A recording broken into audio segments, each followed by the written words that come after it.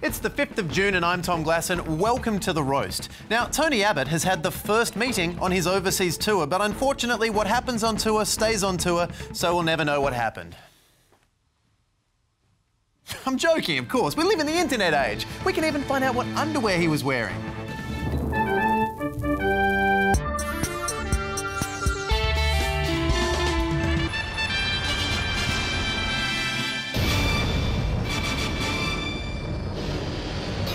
According to Google, it was a Pikachu G-string. Apparently, Tony Abbott also got a Brazilian for his holiday. I'm not going to show you that. Tonight on The Roast, Tony Abbott is travelling overseas and the Liberal Party is accused of tricking the Nationals. Now, given the acting Prime Minister is a member of the Nationals, we are still waiting to hear whether Tony Abbott will be mysteriously rerouted to Manus Island on his way home. First, though, here's Mark Humphries with the headlines. We're just a month away from the 2014 Commonwealth Games, where Australian athletes will show they're the best in the world by competing against a small portion of it. Our team uniforms for the Games were unveiled yesterday, and they achieved what they set out to do, unify the country in our hatred for the outfits. And it's not the only... No! Damn it, Humphries! You're not taking Australia's side. This is the ABC. Show some basic affection for the home team. Cut this, we're going to get... And I think we'd all agree these uniforms have achieved what they set out to do, look fantastic. On the other hand, the prizes our athletes will be competing for aren't so fantastic. If the global financial crisis was a medal, it'd be that. Their designer, Jonathan Boyd, says there's blood, sweat and tears in those medals. So athletes, whatever you do, don't bite them. In just over a month, our athletes will get to try out the uniforms in Glasgow, a city known for its beautiful climate, friendly sporting fans and rip-offs of the Opera House. And if you don't like the Australian uniforms, remember, they're at least better than the Scottish one. Okay. Clive Palmer, the one person nobody's trying to get a crotch shot of as he gets out of his cars, will be hosting a free event at his Coolum resort for the people of his electorate. The Fairfax Festival weekend will feature Palmer United Senator-elect Glenn Lazarus and other political luminaries like Dean Vegas, Australia's only official Elvis marriage celebrant. If you think that's ridiculous, wait until Dean Vegas is elected to the Senate.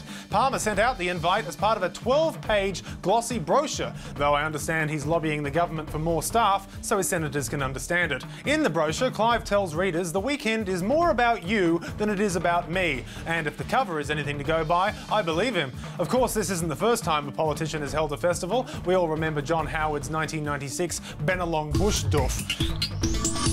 Consumers are being warned about a scam involving unsolicited phone calls from people posing as Virgin and Qantas staff. The giveaway is the idea that there's anyone left working for Qantas. People are receiving automated phone calls from fraudsters with a message saying they've won a prize, with most being told they have won $995, or the average cost of a one-way Qantas flight from Sydney to Melbourne. Thank you, thank you. Their prices are expensive, thank you. For The Roast, I'm Mark Humphries. Thank you, Mark. And how about that airplane food? It's pretty damn good considering it has to cater to hundreds of passengers' complicated dietary requirements 30,000 feet in the sky, am I right? Well, first up tonight, Tony Abbott, seen here getting in some practice sleep before the big plane ride, has started his 11-day international trip, which means today is the first instalment of our ongoing coverage of Tony Abbott's Please Don't Embarrass Australia in Front of Other Countries tour.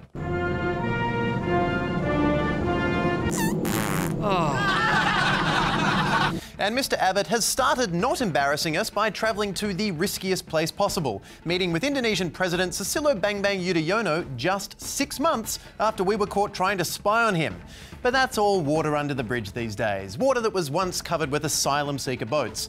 And according to Tony Abbott, tensions between our two countries over that boats issue have been resolved, saying they would not substantially further trouble us. And that's great! Australia's most contentious political issue for the past 2 decades, solved. Incidentally, what did Indonesian Foreign Minister Marty Natalegawa have to say about that? Marty Natalegawa refused to comment on Mr Abbott's assertion that the boats issue was no longer in play. Oh, damn it, Prime Minister, remember the name of the segment? Oh. But But if Tony Abbott really has succeeded in fixing this boats issue, then it is great news. The Roast's own Alex Lee has been shadowing the Prime Minister on his trip, and she joins me now with more on this issue. Alex. Well, Tom, the mood is absolutely jubilant here in the slums of Indonesia with the announcement that Tony Abbott has solved the issue of boats. 10,000 asylum seekers and refugees who call this place temporary home took to the streets To celebrate? to sleep. This is where they live.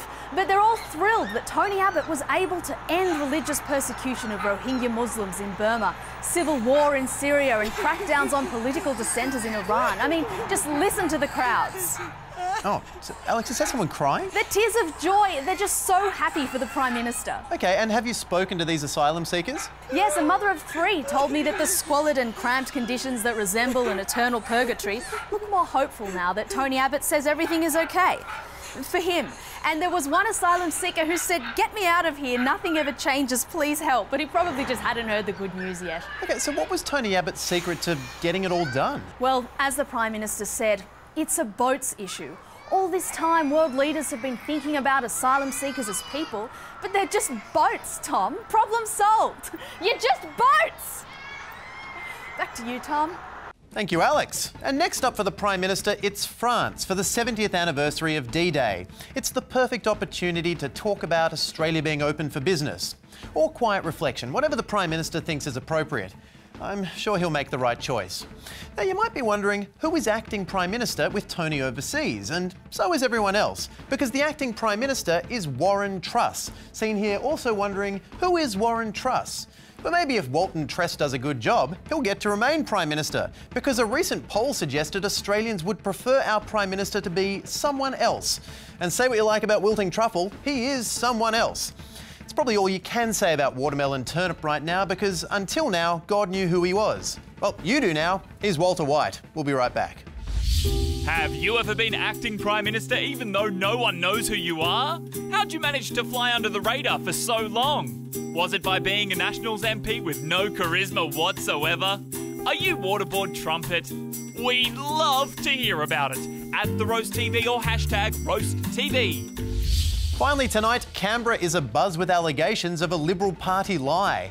And that does sound bad, but it is lie singular, just the one this time. They are improving. Now, prior to the announcement of the budget, speculation arose of a possible cut to the 38% diesel fuel tax credit, which both the farming and mining industries say is vital to their survival. Because, I mean, how else are billionaire miners going to pay for diesel? With money, like us greasy commoners? But last night, ABC reported unnamed senior Liberals had only threatened to cut the diesel tax credit in order to trick the Nationals into supporting increases to the regular fuel excise. They put it on the agenda and leaked it to get the National Party to support the higher fuel excise as the lesser of two evils. Support the lesser of two evils, also known as the ALP's next election campaign. I would never leave Wilfred Tintin in charge. This morning, however, Barnaby Joyce did his best to quash the rumours. I spoke to the Treasurer. He said it just didn't happen. You've just heard from Matthias Cormann. He said it didn't happen. So you say, well, this is interesting. So nobody who would knows says it ever happened. What actually happened here? Let's go through the options. 1, the allegation of backroom trickery is true and the Liberal Party lied to the Nationals. 2, the allegation isn't true and someone lied to the ABC. Or 3, the ABC's Mark Simpkin has gone rogue and made up a story because he's angling for a job at New Idea. Now, if it's one of the first 2 much more likely options, then this is really bad timing for the Liberal Party, which is already dealing with a perception of distrust in the public following the budget. Tom, I feel really bad for Wandering Turtle. Who? Wet White Toblerone? What? Warner Brothers Movie World. The Nationals guy. Oh, right, yeah, Warren Truss. Yeah, Wheelhouse Trunkenbottom. Now, the Liberals can't just get away with lying to the Nationals like this. Who do the Libs think they're dealing with? The Australian public? Oh no, the Nationals are a vital part of this coalition. They deserve some city folk respect. God, I know what you're going to do. You're going to call for a double dissolution election. Nope. Leadership spill. No, Tom, I'm going to say to Wombat Tinder Swipe and his National Party what Yoko Ono said to John Lennon. Something pretty arty and weird. I'll say forget those guys. It's time to split. They don't appreciate you. You're carrying those losers.